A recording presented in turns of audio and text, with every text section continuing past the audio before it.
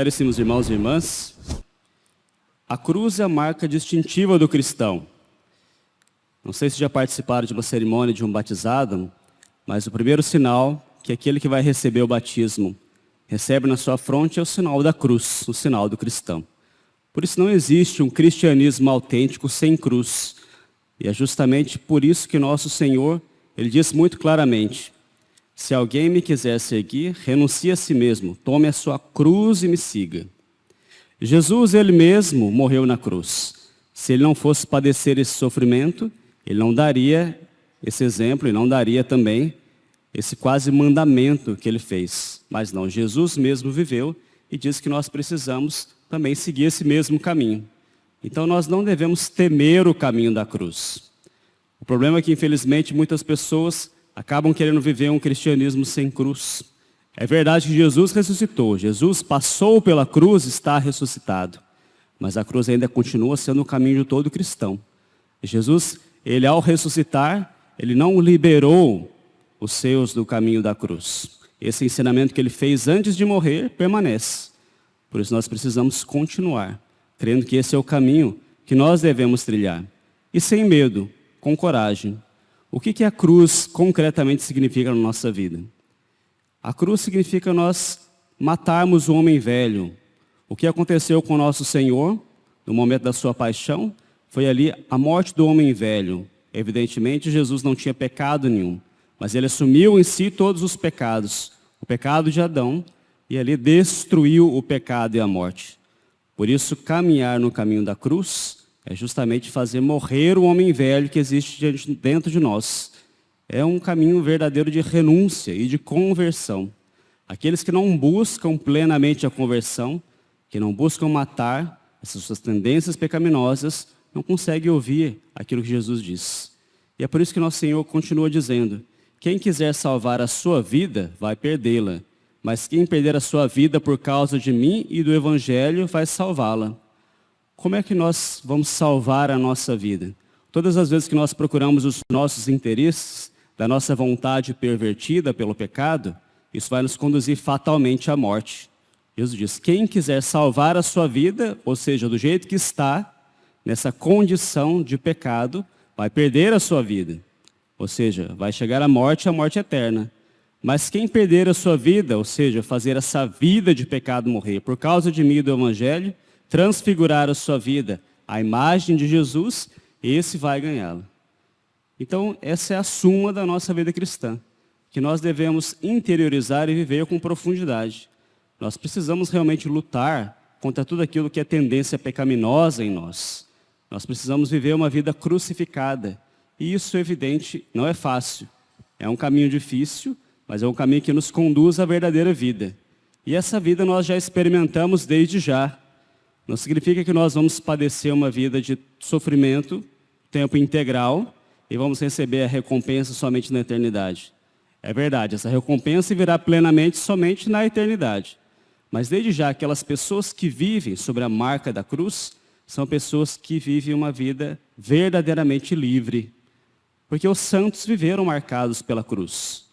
Os santos foram aqueles que mais plenamente seguiram esse conselho, esse ordenamento de nosso Senhor.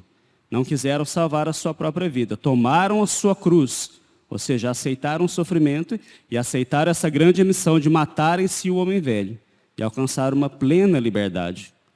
Isso que explica, por exemplo, a alegria de santos que sofreram grandes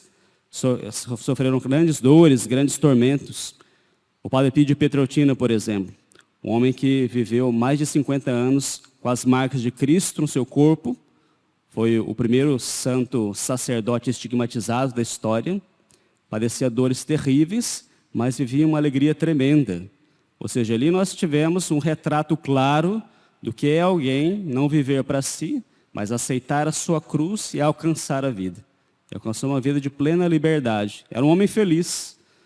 Mas aqui a gente está usando um exemplo, né, bastante contundente do Padre Pio. Outros santos que padeceram grandes sofrimentos, seja perseguições, seja doenças, seja o que for, tinham uma liberdade interior e alcançaram a verdadeira vida. Eles devem ser os nossos grandes exemplos. Não tenhamos medo de renunciar àquilo que não é de Deus, de seguir realmente esse caminho da cruz, porque é Ele que vai nos trazer a vida. Nos aproximamos agora da Quaresma. Daqui 2 semanas nós já teremos a quarta-feira de cinzas e iniciamos esses 40 dias de preparação para a Páscoa. A Quaresma é um tempo de penitência. E a cruz ela está intimamente associada a esse mistério da penitência. Não devemos temer fazer penitência, e não somente nesse tempo da Quaresma. Toda a nossa vida cristã deve ser uma vida penitente, porque o caminho da cruz, ele implica que nós realmente renunciemos muitas coisas, e a penitência é o caminho verdadeiro, concreto para a conversão. Por isso nós precisamos, diante de Deus, ter a sinceridade de olhar para dentro de nós e ver aquilo que precisa morrer. Nós precisamos olhar dentro do nosso coração e ver o que desagrada a Deus. O que nós estamos querendo salvar? Existem muitas coisas que nós estamos querendo salvar da nossa vida. E isso é muito perigoso, porque ao querer salvar a nossa vida, nós vamos perdê-la. Essas palavras são muito sérias, palavras que devem fazer tremer o nosso coração.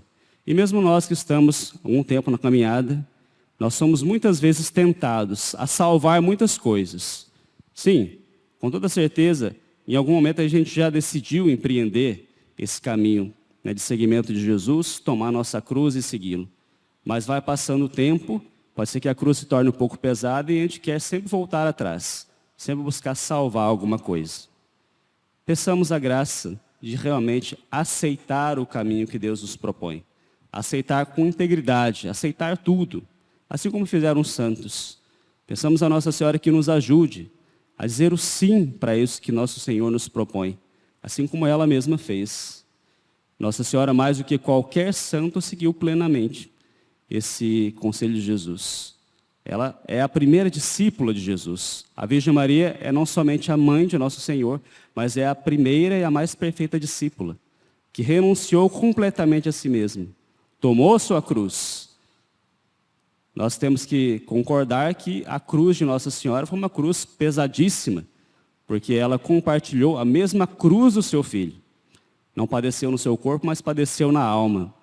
Então Nossa Senhora ela tem muito para nos ensinar essa fidelidade, aquilo que nós devemos renunciar de nós mesmos. E vejam que a Virgem Maria não precisava renunciar ao pecado, porque ela não tinha pecado.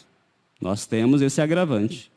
Que ela nos ajude a renunciarmos realmente ao pecado, às nossas vontades pervertidas e caminhemos junto a nosso Senhor para que nós alcancemos realmente a vida.